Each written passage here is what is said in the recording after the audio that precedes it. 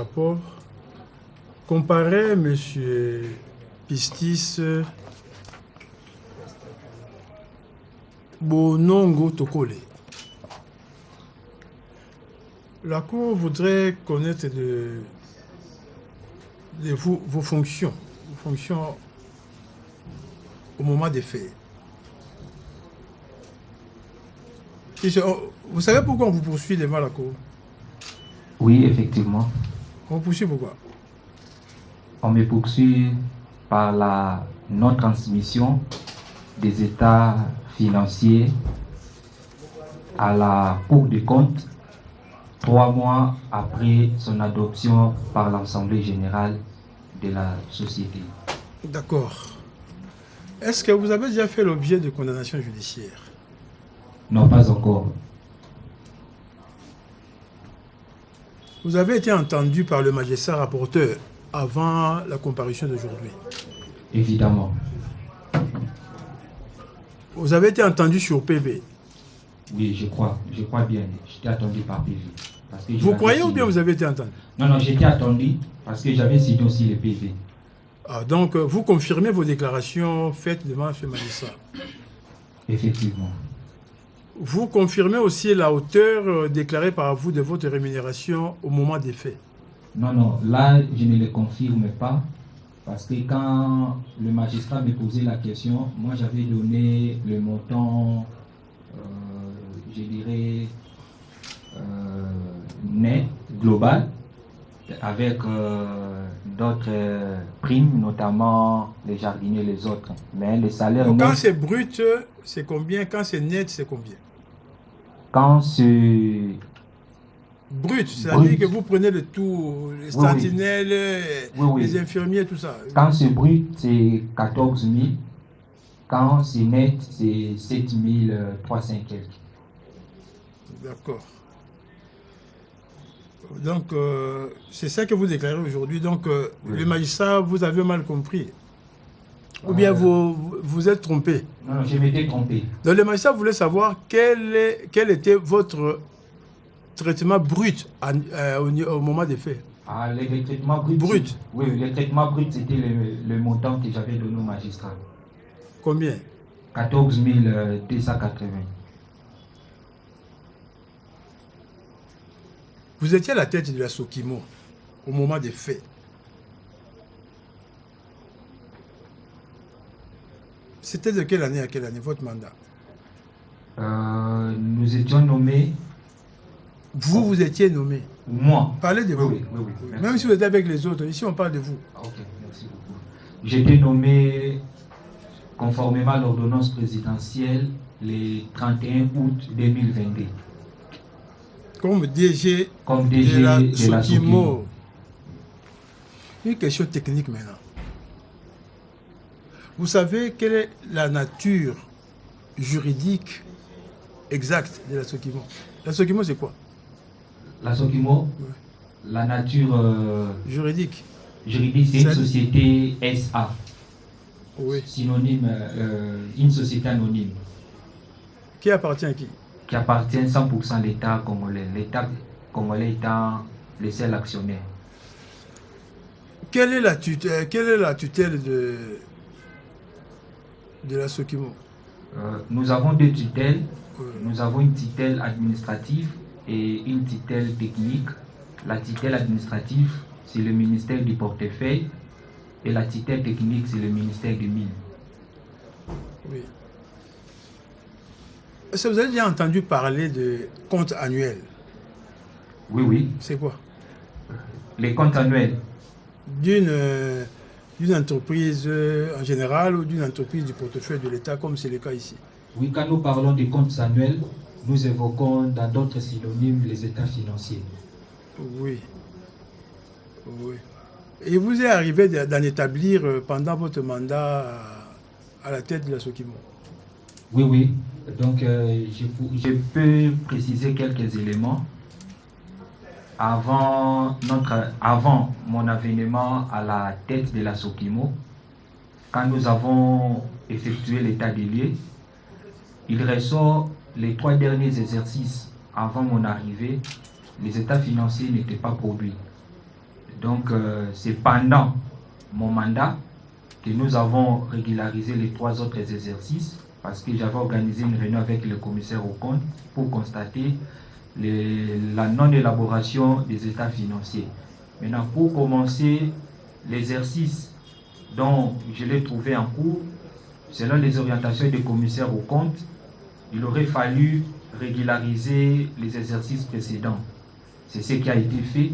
Donc, je peux confirmer, c'est pendant mon avènement à la tête de la SOKIMO que nous avons repris l'élaboration des états financiers, ce qui n'existait pas avant mon arrivée. Oui, nous parlons ici des exercices 2022 et 2023. Est-ce qu'il y a eu des états financiers adoptés en 2022? Non. Pour l'exercice 2022?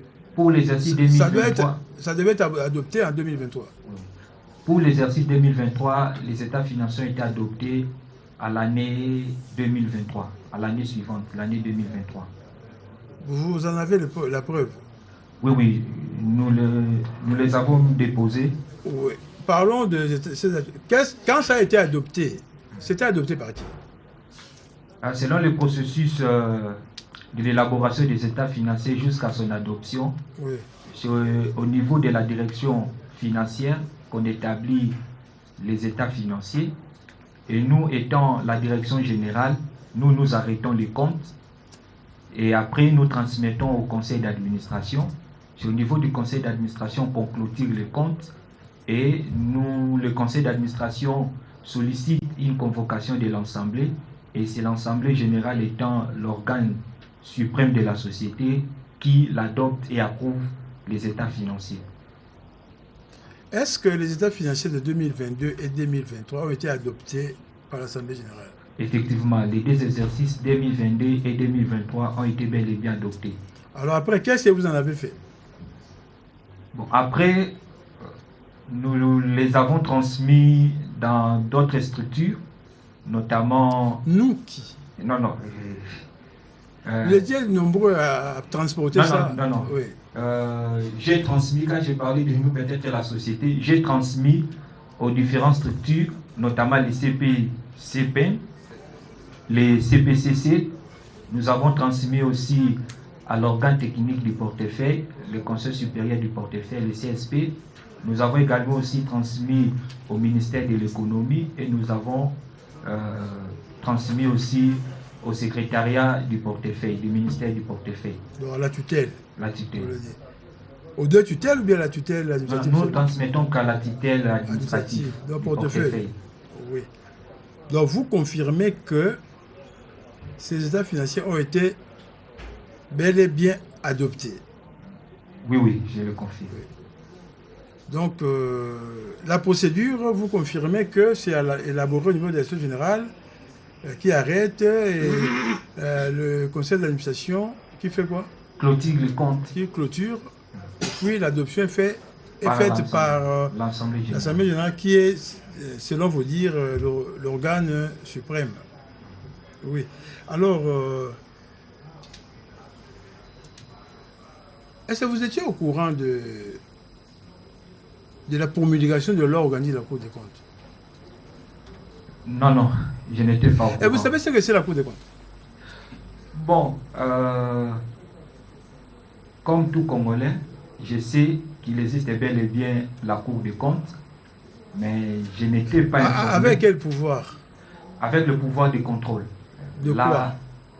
Le contrôle administratif, si je ne me trompe pas. Je sais que la Cour des comptes peut auditionner, si je ne me trompe pas, même l'Assemblée générale, parce que... Non, le contrôle de la Cour des comptes concerne quoi? Le contrôle de la... Les finances et les biens de l'État. Ok. Concrètement, c'est ça quoi? S'il faut parler en termes d'entreprise publique, d'entreprise du portefeuille, d'établissement public, de services publics, la Cour, quel rapport il y a entre la Cour et ces entités-là? Bon, à cette époque ou à ces années-là, je ne maîtrisais pas vraiment le lien entre la Cour des comptes et les entreprises publiques. Je parle des missions de la Cour des comptes. Est-ce que la Cour des comptes, quand vous êtes arrivé aux affaires en 2022, Elle existait déjà, non? Oui, la Cour des comptes existait déjà. Vous existiez aussi. Oui, oui. Et vous saviez que la Cour des comptes est un organe de contrôle de l'État. Oui, je sais, mais dans nos statuts, ça n'apparaît pas. Non, je parle de vous d'abord en tant qu'individu, pas les statuts. Et tant qu'individu, je sais que la Cour des comptes, c'est un organe de contrôle de l'État. De l'État à tous les niveaux. À tous les niveaux. Ça, vous savez. Là, quand même, je sais. Tous les niveaux, ça veut dire quoi? À tous les niveaux, je savais qu'il peut auditionner des institutions. Non, les niveaux de l'État. Les niveaux de l'État. Oui. Je savais qu'il a... Peut contrôler le pouvoir central. Peut contrôler le pouvoir central. Quoi encore? Le pouvoir provincial. Et les provinces. Et les entreprises du portefeuille. Les DTD aussi. Et les entreprises du portefeuille, établissements publics, services publics, tout ça. Donc à quel moment vous avez su ça dans votre vie? À quel moment? Je crois quand j'étais nommé. Oui. Est-ce que vous vous êtes soucié en tant que directeur général de savoir un peu ce que vous devez en termes de redevabilité à la Cour des comptes? Puisque vous saviez que ça existe.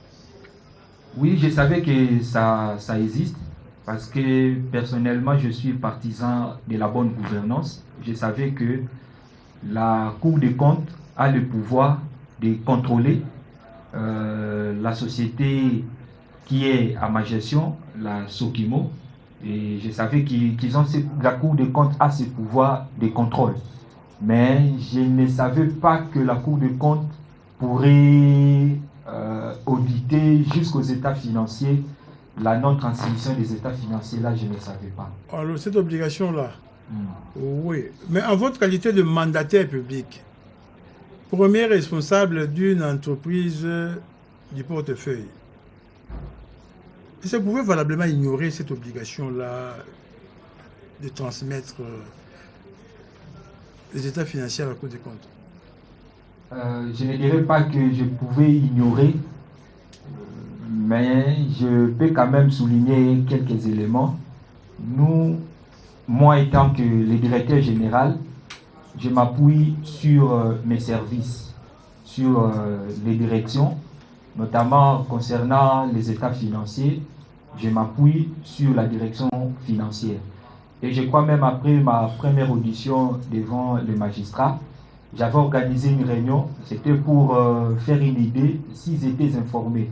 Donc tout le monde s'étonnait que c'était la première fois qu'ils aient cette information.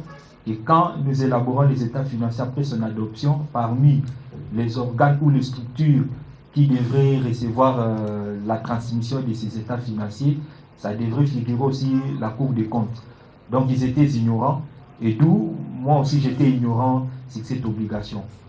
Est-ce que au moment des faits, votre entité, votre entreprise était dotée d'une direction juridique? Oui, nous avons une division juridique. Et même quand j'avais organisé cette réunion, il y avait des débats juridiques dont je ne suis pas juriste, je ne saurais pas y entrer dedans. Et selon les juristes, ils évoquaient que non, la société, depuis la réforme de 2012, nous sommes une société commerciale, nous sommes régis par les droits WADA. Donc, votre avocat va y revenir. Oui, c'était ça les débats juridiques. C'est revenu à votre mémoire écrit, non? L'avocat va aborder ça, cette question-là. C'est trop technique pour vous. Oui, c'était très technique pour moi. Je ne maîtrisais pas ces débats juridiques. Mais nous avons une division juridique. Qui existe, bel et bien. Finalement, puisque la Cour, en fait, quand la loi vous oblige à transmettre ce que la Cour a besoin de ces états financiers, ça sert à quoi les états financiers? Les états financiers, c'est une image financière, c'est une santé financière d'une entreprise. Donc, quand la Cour, selon la loi, sollicite ces états financiers, c'est pour qu'il ait C'est pour qu'elle ait la santé financière de l'entreprise de l'État qui est à ma gestion. Non, la Cour ne sollicite pas. Ah. Les législateurs vous obligent à transmettre. La Cour ne vient pas solliciter les états financiers. Donc vous êtes redevable. C'est ça la redevabilité. À transmettre pour que les organes de contrôle sachent ce que vous faites comme travail, la qualité de ce travail, l'état, la santé de votre entreprise. C'est pour cette raison que vous devez établir les états financiers. Mais la transmission à la Cour des comptes, c'est pour des besoins de contrôle. C'est ça, non? Là, je ne maîtrise pas aussi le fonctionnement. Non, mais les liens, c'est un peu que ça. Vous êtes à la tête d'une entreprise, vous gérez l'argent de l'État, vous gérez les biens de l'État. La Cour des comptes est de ce côté avec les autres institutions de contrôle, mais la Cour des comptes est au-dessus. C'est l'institution supérieure de contrôle. A besoin de ça. Il a besoin de ça pour faire quoi? Pour garder pour vous? Non, non. C'est pour contrôler. C'est-à-dire, la Cour doit savoir ce que vous faites et si vous faites ça bien ou mal. Donc, c'est juste ça. Mais où est-ce que nous en sommes aujourd'hui avec vos états financiers? Finalement, ça a été déposé à la Cour. Oui, oui. Dès que nous étions informés de cette disposition légale, aussitôt informés, nous les avons déposés. Quand bien même nous les avons déposés en retard, mais pour cet exercice 2024, nous l'avons déposé aussitôt arrêté. Je ne pense même pas que nous avons attendu les 3 mois après. Donc, nous nous sommes conformés à cette disposition légale. Ces états financiers 2022 et 2023 ont été adoptés quand? Par l'Assemblée générale. Je n'ai pas de date en tête, mais je sais pour l'exercice 2022, ces états financiers ont été adoptés à l'année 2023. Et pour l'exercice 2023, ont été adoptés à l'exercice 2024. Pour être déposé à la Cour quand? Pour être déposé à la Cour 3 mois après. Est-ce que vous avez la preuve du dépôt à la Cour? Oui, oui, nous les avons ici. On peut voir ça.